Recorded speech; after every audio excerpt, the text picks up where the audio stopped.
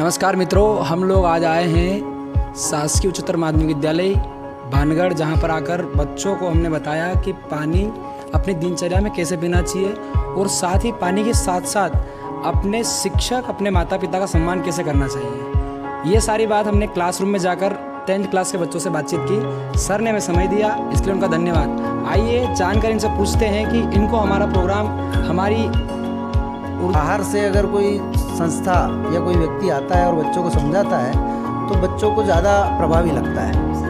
मैंने मेरे टीचर बैठे हैं यहाँ पर, इनसे बचपन में सुना था, इन्होंने कहानी सुनाई थी। कहा था कि अगर हल्दी पेट दुख रहा है तो मम्मी खाने को कहे तो बच्चे नहीं खाते हैं, लेकिन वही हल्दी अगर डॉक्टर कहे कि खा लो तो बच्चे खा लेते हैं। बस उसी उद्देश्य से हमारे पानी के इस नियम को समझ में आया। आप भी वहाँ मौजूद थे, आपको हमारा प्रोग्राम कैसा लगा? बहुत ही अच्छी प्रयास है और ऐसा प्रयास हमेशा सभी लोगों को मिलकर करना चाहिए।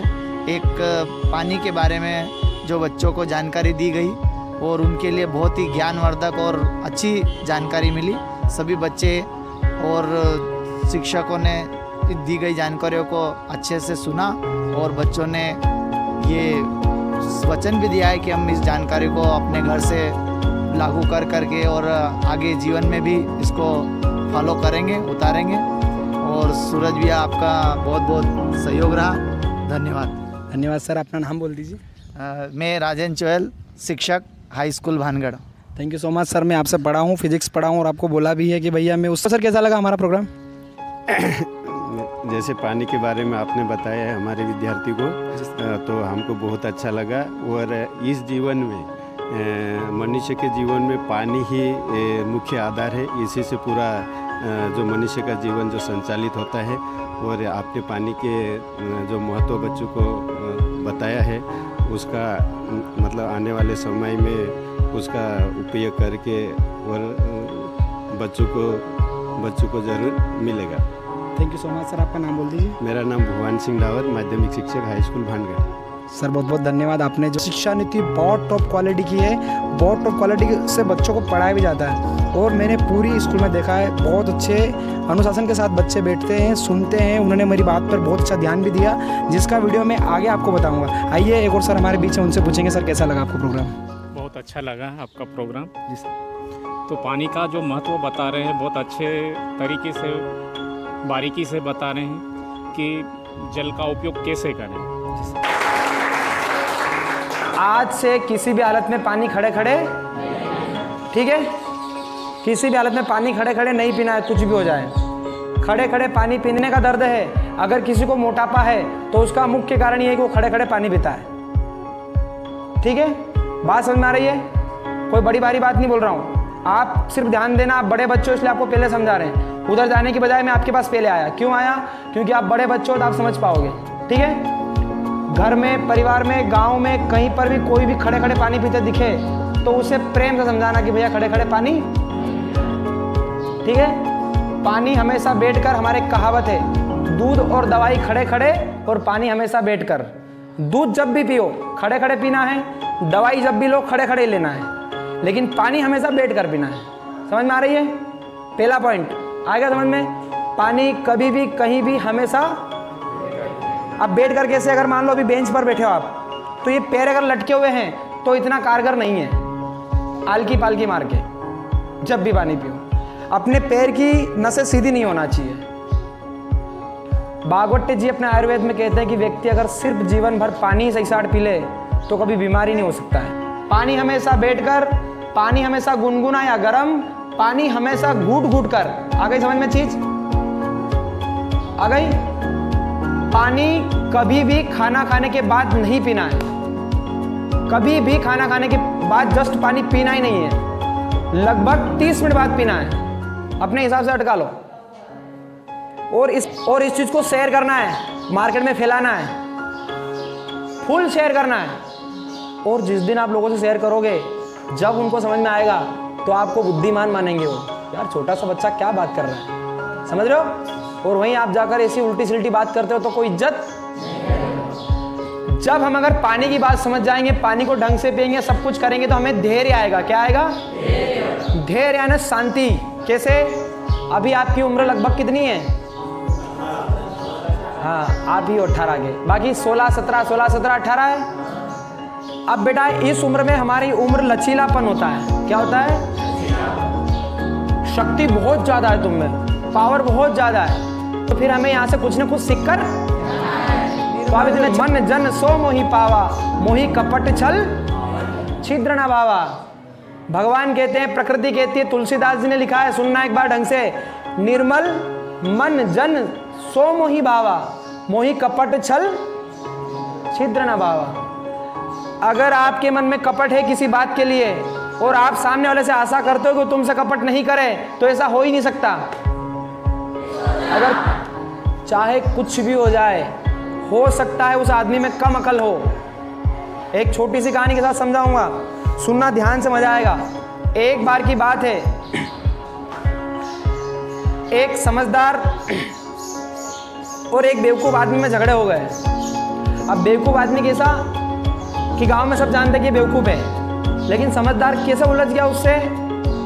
वो कह रहा है कि पानी का रंग नीला होता है। कौन कह रहा है? समझदार।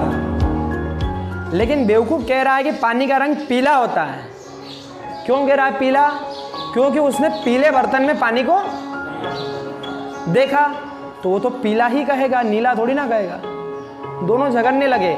समझदार व्यक्ति वहीं से कहीं से आ गया, गोवर्धन भाई जैसा आदमी आकर बोला कि भैया झगड़ते क्यों हो, पटेल साहब के पास चलते हैं, पटेल साहब निर्णय करेंगे कि पीला है कि नीला है। दोनों को पकड़ के ले गए, पटेल साहब के सामने खड़ा करा, बोले पटेल साहब यो आदमी बोले कि पानी पीला और मैं कह रहा हूँ पानी नीला है, आप भी जानते हो पानी।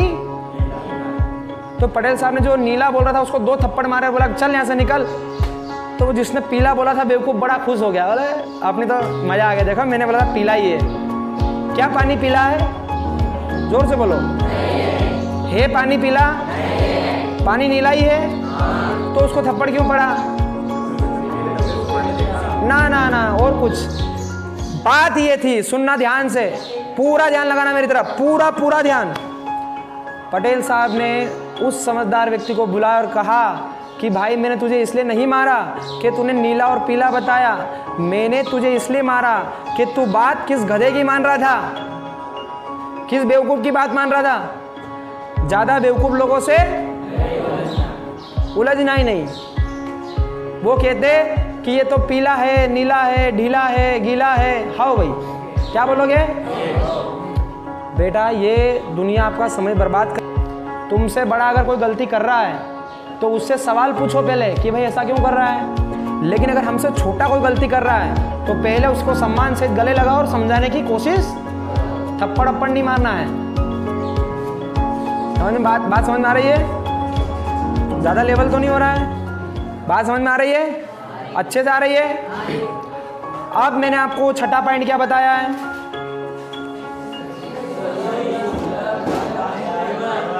अगर आपने 5 पॉइंट अपने जीवन में सही साट उतार लिए तो आपका जीवन बहुत अच्छा हो जाएगा। जय जवान। अब किसान गया क्या बॉर्डर पे? लेकिन किसान ने अन्न दिया तो जवान लड़ा।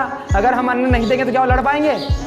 तो देश की सेवा करने की ये बात नहीं है कि हम नौकरी करके ही कर सकते हैं या हम आर्मी में जाकर ही कर सकते हैं या कोई ऐसा काम करके। किसी भी भाव से हम सेवा बोलोगे तो नहीं।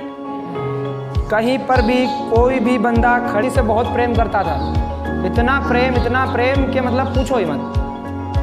करना भी चाहिए, पति को प्रेम नहीं करेगा तो क्या करेगा। प्रेम करता था तो उसके घर के आगे एक पहाड़ था, पहाड़ को लांग कर पानी लेने जाना पड़ता था। क्या करना पड़ता? तो वो उसकी पत्नी रोज पानी लेने जाती थी, तो वो एक समय गर्भवती हो गई। अब वो पानी लेने जाने में बहुत उसको दिक्कत आने लगी। एक दिन पैर उसका फिसल गया, चोट आई और वो वहीं उसका देहांत हो गया, उसका स्वर्गवास हो गया, वो मर गई। उसने उसके प्रेम में बड़े बड़े बाल भी नहीं करे, शराब भी नहीं पी, गंदे काम नहीं करे, कुछ भी नहीं करा। उसने प्रेम को डाइवर्ट कैसे करा सुनना। अपने प्यार को डाइवर्ट करने के लिए उन्होंने उस पत्थर को उसी दिन से तोड़ना शुरू कर दिया। लोग ने खूब हंसी उड़ाई, बोले बेवकूफ़ आदमी, एक गेती एक छीनी लेके तू इस पत्थर को इतने बड़े इतने विशाल पर्वत को काट देगा क्या? वो किसी की सुनता ही नहीं था। उसी पर्वत पर एक झोपड़ी बना ली, खाना पीना मिल गया तो खा लिया, नहीं तो उसको ही खुदे जा रहा है, खुदे जा रहा है, खुदे जा रहा है, खुदे जा रहा है, खुदे जा रहा है। अपने पूरे जीवन, पूरी जिंदगी उसने उस पहाड़ को खोदा और आज वो पहाड़, उस पहाड़ से आराम से उस गांव में जा सकते हैं, घूम के जाने की जरूरत। तो दशरथ भैया के लिए जोरदार ताली बजाओ। अगर दुर्भाग्य और सौभाग्यवश हमें किसी से प्रेम है या हो जाए तो उसका गलत फायदा नहीं उठाना है। ये सारी बातें समाज आपसे छुपाती है, लेकिन मैं आपसे क्लियर कहने आया हूँ, इस उम्र में पहली बात तो ध्यान रखना है, लफड़ों में पड़ना ही नहीं है। अच्छी नौकरी होगी, अच्छे हो, दिखने में चाहे कैसे हो उससे कोई फर्क नहीं पड़ता है। अगर आप बिल्ड हो, आप अच्छे व्यापारी हो, अच्छे समझदार हो, अच्छे कमाने वाले हो, तो बहुत सारी लड़कियां, बहुत सारे लड़के आपके लिए तैयार है, कोई दिक्कत नहीं। कुछ भी फर्क नहीं पड़ता है किसके पास कितना अच्छा थोड़ा है, कुछ भी फर्क नहीं पड़ता इन चीज़ों से। खूबसूरती, बेसुरती, बहुत पैसा, ये कुछ भी मायने। गांधी जी की फोटो आपने देखी है क्या? गांधी जी के पास 10 सिद्धांत सभी को याद रहेगा? जोरदार ताली अपने लिए बजाइए।